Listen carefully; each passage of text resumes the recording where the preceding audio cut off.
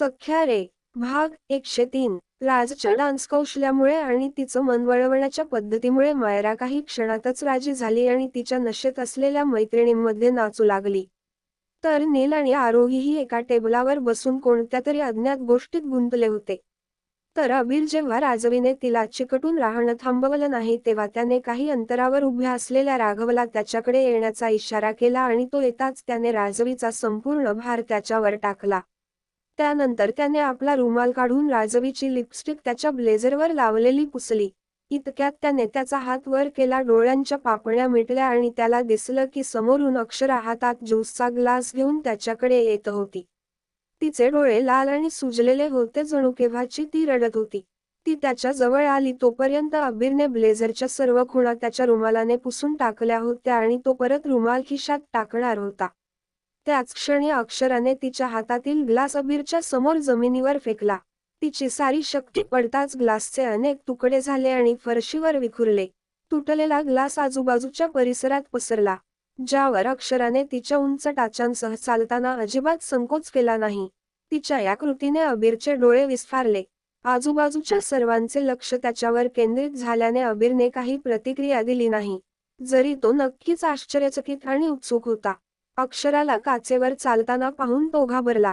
पाय घसरल्यामुळे अक्षरा खूप दुखापत होऊ शकते आणि काचेने दुखापत होऊ शकते असं त्याला वाटलं. म्हणून तो पटकन पुढे सरकला आणि त्याने अक्षराला चालण्यापासून थांबवलं आणि बंद ओठ उघडून तिला कारण विचारलं. मग अक्षराने तिचा हात त्याच्या छातीवर ठेवला आणि हलकच हसून पुढच्याच क्षणी तिने त्याला जोराने राजवीच्या दिशेने ढकललं. तिच्या धक्क्यामुळे अबीर पाठीमागे दचकला पण स्वतःला पडण्यापासून रोखलं. अक्षराने त्याला ज्या प्रकारे ढकललं त्यामुळे तो पडण्यापासून वाचला. त्यानंतर त्याचे डोळे थंड आणि निस्तेज झाले होते, जणू काही अक्षराने त्याला तिच्यापासून दूर ढकलून त्याचा अपमान केला होता, ज्यामुळे त्याला इच्छा नसतानाही राग येत होता. पण तो काही प्रतिक्रिया देण्यापूर्वीच अक्षरा त्याच्या जवळ धावत आली आणि त्याच्या छातीला मिठी मारून म्युझिक सिस्टीममध्ये गाणी वाजवण्याबरोबरच तिने स्वतःच्या आवाजात गायला सुरू केलं. भग के रखती है जेबे मई दिल को अपने, बोल कितना तुम मुझे उधार, बिन ब्याज के दूंगी, तुम मुझे तो सही, बोल कितना तुम मुंगे प्यार. अक्षरा अबीरपासून वेगळी झाली आणि जमिनीवर बसली. तिच्या नाकाला हात लावून पुन्हा गाऊ लागली.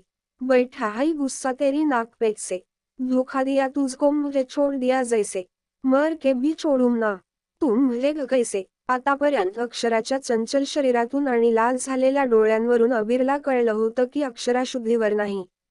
मात्र अक्षरा एखाद्या गोष्टीच्या रागातून गाणं गात आहे हे समजायला त्याला जास्त वेळ लागला नाही. किंवा कदाचित ते तिच्या मनात दडलेल्या भावना तिच्या ओठांवर आणायच्या होत्या. म्हणून दुसऱ्याच क्षणी तो खाली बसला आणि बोटांच्या सहाय्याने अक्षराच्या चेहऱ्यावर पडलेले केस मागे सरकवले आणि तिला प्रेमाने मिठी मारली. त्यानंतर अबीरने अक्षराला उचलून घेतलं. त्याचे हात आणि तिच्या खेळकर कृती थांबवण्यासाठी तिला घट्ट धरून ठेवत होते. तिच्या मादक डोळ्यात बघत तो गाण्याचे बोल म्हणू लागला. इश्क तो ओढले सब हद तोड दे, आज दोनों अमूल के एक फे रिश्ते जोड. त्यावर अक्षराने त्याच्याकडे पाहिलं आणि पुढच्याच क्षणी तिने त्याच्या गळ्यात हात गुंडाळला. तू बोल ना मुझे कुछ और मैं सुनती रही हूँ, से प्यार करते करते दुनिया को छोड़. गाणे संपण्याआधीच अक्षराला घेऊन अबीर हॉलमधून बाहेर आला. तरीही अक्षरा तोंड ओपन करून जोरात गात राहिली. तेरी इश्क में दिखता जो प्यार मुझे, मेरे इश्क में भी तुझे दिखता है क्या. अक्षराला आपल्या गाडीत घेऊन जाताना अबीरला या दोन ओळी तिने किती वेळा सांगितल्या याची गणतीही करता आली नाही.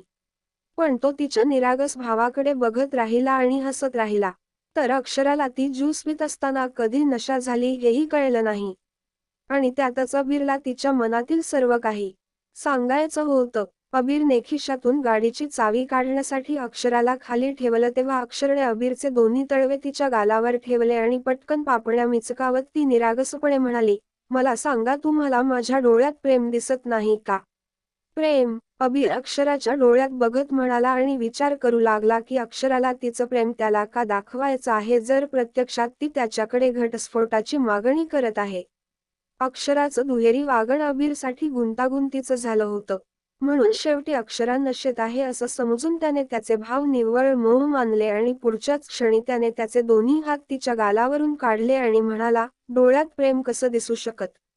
तुम्हाला का दिसत नाही? मी अक्षरा अबीर बिर्ला. मला फक्त एकांतात तुमची काळजी करायची नाहीये. मला तुम्ही माझ्यापासून क्षणभरही दूर गेलेलं नकोय. कारण मला तुमच्या जवळ राहायचं आहे आणि या सगळ्याचं कारण म्हणजे आता मी तुमच्याबद्दल विचार करून करून कंटाळली. आता मला तुमच्यासोबत वास्तवात जगायचं आहे. तेव्हा माझ्या मनात काय आहे ते समजून घ्या ना. हे बोलता बोलता अक्षराच्या पापण्यांवर अश्रूंचे थेंब चमकू लागले जी हळूहळू तिच्या गालावर लोळत होते.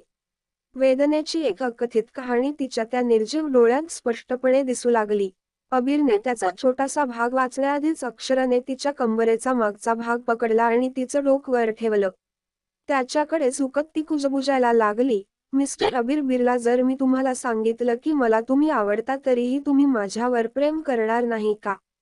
पार्किंग एरियात खूप लोक ये जा करत होते. त्यामुळे कधी वाहने सुरू होण्याचा आवाज येत होता तर कधी लोक आपापसात कुरकुर करत असल्याचा आवाज येत होता. तरीही अबीरला अक्षराची कुजबूज ऐकू येत होती. त्याला ऐकू येत होतं अक्षरा आत्ताच काय बोलली. मिस्टर अबीर बिर्ला, जर मी तुम्हाला सांगितलं की मला तुम्ही आवडता तरीही तुम्ही माझ्यावर प्रेम करणार नाही का? हे एक वाक्य त्याच्या मनाच्या प्रत्येक कोपऱ्यात पोहोचलं. तथापि त्याने बराच वेळ याबद्दल विचार केला आणि शेवटी एका निष्कर्षापर्यंत पोहोचला. अक्षरा त्याला आय लव्ह यू बोलते. क्षणभर अबीरला वाटलं की तो भ्रमनिरास करतो. असं कसं म्हणू शकते अक्षरा? तिचं त्याच्यावर प्रेम आहे आणि जरी ती त्याच्यावर प्रेम करत असती तरी तिने त्याला तिच्या प्रेमाची जाणीव का करून दिली नाही?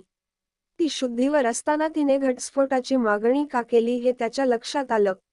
दुसरीकडे बराच वेळ होऊनही अक्षराला अबीरकडून काहीच प्रतिसाद न आल्याने ती काळजी करू लागली. तिने त्याच्या कंबरेवरची पकघट केली आणि थरथरत्या आवाजात ती पुन्हा बोलू लागली. तुम्ही इतर मुलींमधून फक्त मलाच निवडू शकत नाही का? तुम्ही माझा एका वेड्या प्रेमीसारखा पाठलाग करू शकत नाही का? तुम्ही फक्त आणि फक्त माझेच बनून नाही राहू शकत का? अक्षरावंगात थरकाप उडणारा आवाज आणि तिच्या अश्रूंचा ओलावा अबीरच्या छातीपर्यंत पोहोचत होता.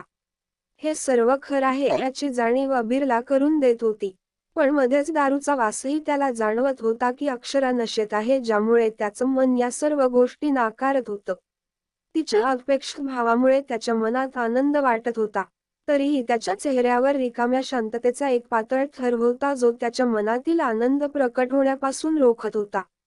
एवढ्यात रडत रडत अक्षरा अबीरच्या चेहऱ्यावरचं दुःख पाहण्यासाठी तिच्या छातीवरून डोकं फिरवून अबीरचा धीर सोडवण्याचा प्रयत्न करत होती आणि तिच्या लांबलचक पापण्या उचलून शेवटी तिने एक दीर्घ श्वास घेतला आणि तिला म्हणाली, अबीर, I like you. I really really love you. ज्या श्वासावर तुम्ही फक्त त्रास देण्याचा अधिकार व्यक्त केला होतास, ते श्वास प्रेमाच्या उष्णतेने विरघळून जाऊ शकत नाहीत का? तुला आणि राजवीला एकत्र पाहिल्यावर कोणीतरी माझ्या हृदयाला चिरडल्यासारखं वाटतं. जणू कोणीतरी माझ्या शरीरात आग लावली आहे. अक्षराने इतक्या स्पष्टपणे आणि इतक्या निर्मळ मनाने बोललेल्या या शब्दांनी अबीरच्या मनावर एक घट ठसा उमटवला, जो त्याच्यासाठी असा होता जणू कोणीतरी त्याला नवं आयुष्य दिलं होतं. जर त्याचं प्रेम आयुष्यभरासाठी त्याची साथ मागत होतं तर तो कसं नाकारणार होता? तथापि त्याच्या वेड्या हृदयावर अजूनही विश्वास बसत नव्हता.